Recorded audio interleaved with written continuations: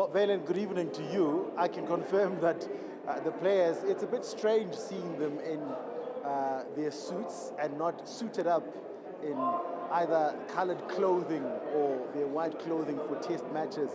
But they are here, and let me start with the dignitaries. In fact, I just saw walking past me just a few moments ago, the Minister for Sport, Arts and Culture, Katie McKenzie, walking in flanked by the two head honchos of Cricket South Africa, that is Lawson Naidoo, the president of the board of Cricket South Africa, as well as Puletse Museki, who is the chief executive at Cricket South Africa, alongside Refense Shinners, who is also one of the executives there at Cricket South Africa. So those are the dignitaries that just walked past here.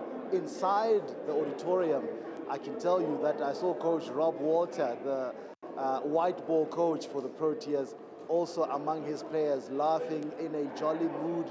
Tabraiz Shamsi is here. Aiden Markram was walking about outside here in the foyer just a few moments ago. So the players are here and they're ready to collect their awards, because I mean there's a whole host of in fact, it's a star-studded list, let me put it like that, of players that have been put up for nominations here by Cricket South Africa. But one of the things that I noticed in terms of the awards was that Western Province Cricket Association dominated a lot of them, and they had a lot of players from that part of the world nominated in the Cricket South Africa Awards.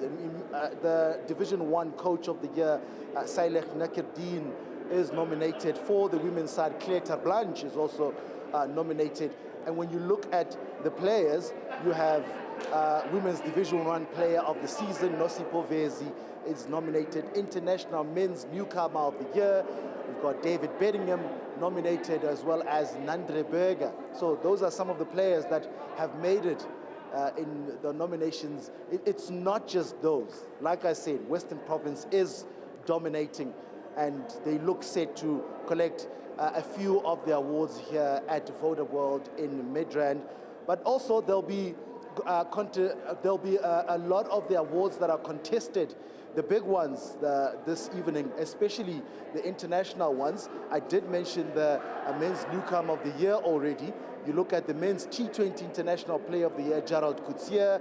You look at Reza Hendricks, Aiden Markram, who captained that team, as well as Lizard Williams with the recent World Cup that just concluded out in the Caribbean, as well as the USA. Those are some of the players who did well for the national team there, making sure they have a run all the way to the final, unfortunately losing to a much more experienced Indian team that are used to playing these sort of matches, pressure matches, where there's a trophy at stake. And you have to look out for Keshav Maharaj. He's nominated for One Day Player of the Year, as well as the SA Men's Player of the Year, one of the consistent players for the Proteas men's team this past season. Keshav Maharaj, definitely one who looks set to walk away with, at the very least, one award this evening, Vale.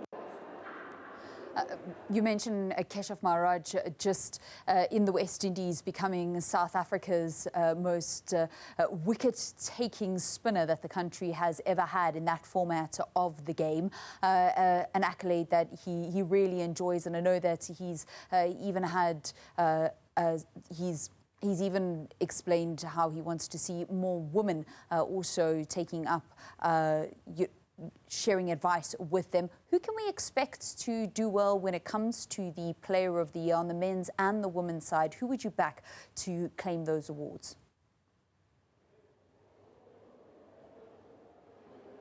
Well, like I said, Valen, when it comes to the men's Player of the Year, you have to look at Keshav Maharaj. He's nominated alongside players who are no slouches. Kagiso Rabada is there, Gerald Coetzee, Quinton de Kock, Marco Jansen.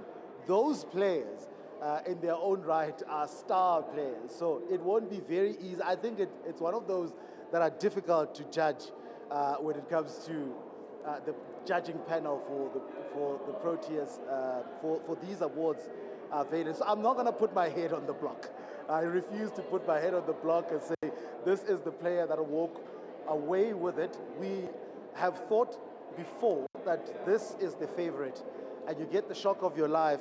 And when it comes to the Women's Player of the Year nominees, Nadine de Klerk, Midrand Cup, Masabata Class, as well as Laura Wolfart, I think you have to say Laura Wolfart, the captain for the Proteas women, has a major shout to walk away with that award. She broke a couple of records already also this season, so it would be unjust. I said I'm not going to put my head on the block, but I think it would be unjust if Laura Wolfart does not walk away with that award for Player of the Year on the women's side.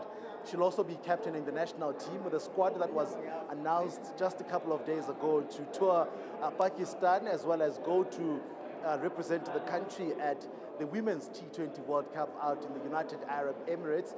And this is a woman who has been consistent for the Proteas at a very young age, under the age of 25, but has already done so much for the national team. Remember, the Proteas women they came within a whisker of winning the T20 World Cup when it was held at home a couple of years ago. Perhaps under the leadership of Laura Wolfart, they can go all the way this time around out in the UAE.